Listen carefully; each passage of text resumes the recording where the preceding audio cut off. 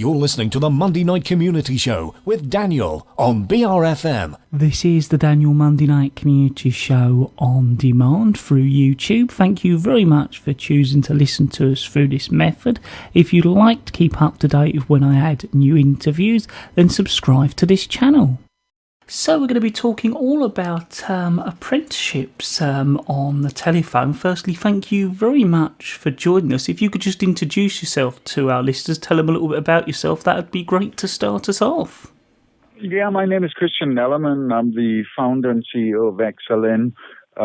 We are a multi-utility provider, so we're the first company to bring all the essential services that a small business uses sort of under one roof, such as phone and broadband, credit card processing, and energy. Well, I was hoping you could start off by telling us a little bit more about the research that's been found about apprenticeships, especially in our area here on the island. Sure.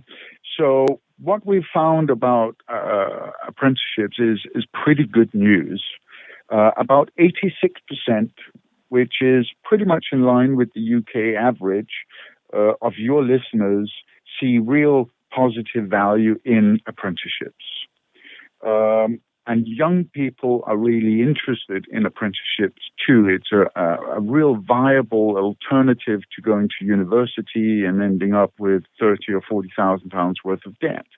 The only slight fly in the ointment is that business owners do not feel they know enough about the apprenticeship schemes to really get involved with them. And your listeners are probably just above the national average in terms of that. So I think we can help by shining a light on the benefits of the apprenticeship schemes.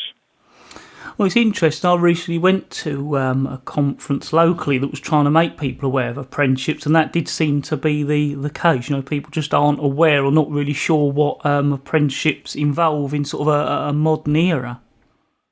Yeah, I agree. I think we all have sort of a good idea of what it is, but how do you actually go about it? And apart from the research we've done sort of nationally, I actually went onto the website as an employer thinking, okay, let me figure this out. And to be fair, it is confusing. It may well work for a larger business with a big HR department and so on, but if you're a small business owner and you're working all the hours that God sends, you simply don't have the time. I certainly didn't come away feeling confident or that I knew a lot more. I was still confused, perhaps at an even higher level. Well, I must admit, you do think of apprenticeship schemes taking place in big businesses rather than small ones. So what are some of the benefits that small ones can benefit from? So I think, getting a young person or relatively young person in that's essentially grown up in the digital economy, lives social media and so on, has fresh ideas and perspectives on life and work. I think that is really important for all businesses. We got to move forward. We got to listen to new ideas, and that's sometimes difficult if you're from a different generation. The second point is more financial. A small business typically makes, on average, about £14,000 a year in profit. That's the number from last year, and this year looks more like 13,000.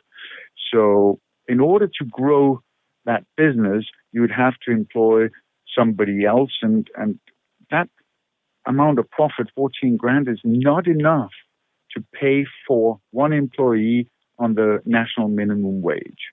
So the business owner has to take a huge risk of spending all his profit and some in hiring somebody. And that's pretty scary. With the apprenticeship scheme, you pretty much pay half price. And so it makes a lot more sense. It's worth trying. It benefits your business and it benefits the apprentice also. And then we all sort of benefit as the small business economy grows. The whole country's economy grows. We get more vibrant high streets, and I think we're all happy. So what is the government doing to support apprenticeship schemes? And is there anything more they could be doing? I think, to be fair, they are doing a lot. They're really supportive. They put a lot of resource behind this. The only thing I would say, I mean, obviously, it looks like we need to communicate better as we get further and further away from the southeast. And I would also strongly recommend that somebody took a look at the business apprentice website, because frankly, it is confusing. Now, obviously, as an island community where we have a lot of small businesses, and I've no doubt a lot of those listen to us. So I was hoping you could tell us a little bit more about Small Business Advice Week. Yeah, so the Advice Week is now in its 14th year, and it's, I think, a brilliant initiative, and we are very pleased to be associated with it. And it is really as simple as trying to offer advice and experience to small businesses that are trading in this relatively tough economic climate. And it is people like myself, but also many others, that have the battle scars from running small businesses for decades, just sharing some of the advice we've perhaps received in earlier years, or some of the experiences we've had and frankly learned the hard way and the expensive way over the years, passing that along so that somebody can avoid them. So was there anything else you'd like to cover, or do you have any useful contact details for our listeners where, of course, they can find out more? Yeah, I mean, the Advice Week has its own website. The apprenticeships has government websites, and at XLN we've put an advice hub together we call Biz Hub, and it's basically a lot of the experiences and advice we've learned over the years that we're trying to share with our customers and your listeners alike. Well, I'd like to thank you very much for taking the time out to talk to our listeners here at BRFM Bridge Radio on the Daniel Monday Night Community Show. A real pleasure.